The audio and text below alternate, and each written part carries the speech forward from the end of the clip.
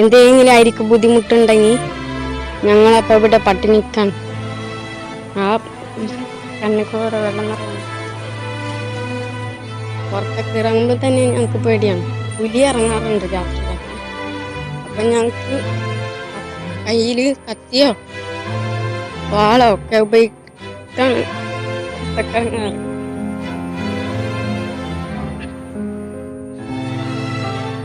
ഞങ്ങൾക്ക് ബുദ്ധിമുട്ട് ഈ എന്തെങ്കിലുമൊക്കെ കിട്ടുമ്പോഴേക്കെല്ലാം ആ ബുദ്ധിമുട്ട് തീരുന്നു.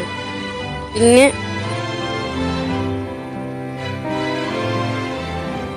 പേരെ ഇല്ലാഞ്ഞിട്ട് കൈക്കാവറലിന്റെ ഉള്ളിലല്ലേ കൂടി നിൽക്കണത്.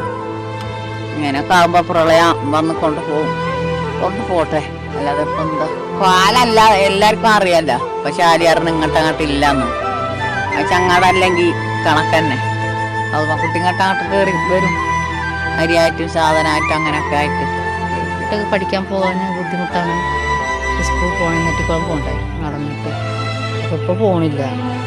കുട്ടിയൊക്കെ തന്നെ പോടിയാ ഇക്കരക്ക് അക്കരക്ക് കടക്കാന്. ആ ചങ്ങാടത്തുമ്പോ കയറണ്ടേ. ചെറിയ കുട്ടികൾക്കൊക്കെ പോടിയാ. അതുകൊണ്ട് ആരും പോണില്ല പഠിക്കാൻ.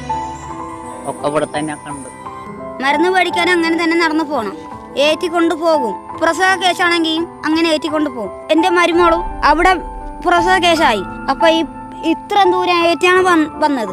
പാലം വേണം ഞങ്ങൾക്ക് ഭയങ്കര അടങ്ങാരാണ്. സുഖലത്തെ ആൾക്കാർ വരുന്ന അവരെ ഏറ്റിയാണ്. പിന്നെ അരി വരുമ്പോ അരിയും ഏറ്റാണ്. അതൊക്കെ ഇവരൊക്കെ ഇവർക്ക് അറിയാനുള്ളത് തന്നെ അതൊക്കെ. പിന്നെ നമ്മൾ മാത്രമൊന്നല്ല ഈ വർത്തന പഠിച്ചത്. എല്ലാവരും വർത്തന പഠിച്ച ആൾക്കാരാണ്. ഞങ്ങൾ പറയണത് എന്തെന്നാ, ഞങ്ങൾക്ക് പാലം വേണം, ഞങ്ങൾക്ക് റോഡ് നന്നാക്കണം, ഞങ്ങളെ കോളനി വരെ വണ്ടി വരണം. സുഖലത്തെ ആൾക്കാരെ കണ്ടി വരും. പിന്നെ അരി വരുമ്പോ അരിയും ഏറ്റണ്ടേ. പിന്നെ കുട്ടികൾ സുഖലതാകുമ്പോ കുട്ടികളെ ഏറ്റി പോണ്ടി വരും. അതൊക്കെ ഞങ്ങൾ എല്ലാവരോടത്തും ഞങ്ങൾ പറയുന്നുണ്ട്. ഞങ്ങൾക്കൊരു പാലം വേണമെന്ന് സർക്കാർ അറിയണം. കാട്ടിലെ ആദിവാസിന്റെ കോലം ചെയ്യലൊക്കെ എങ്ങനെയാണ് ഒരുപാട് കഷ്ടപ്പാടുണ്ട്.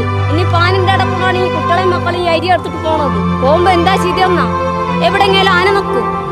ആ ആന കാണുമ്പോ അരി അവിടെ ഇട്ടിട്ട് കുട്ടികളെടുത്തിട്ട് ഞങ്ങൾ എന്തെങ്കിലും തിരിമാറി ഞങ്ങൾ പോകും. അതും കൂടെ ഇവരോർക്കണ്ടേ.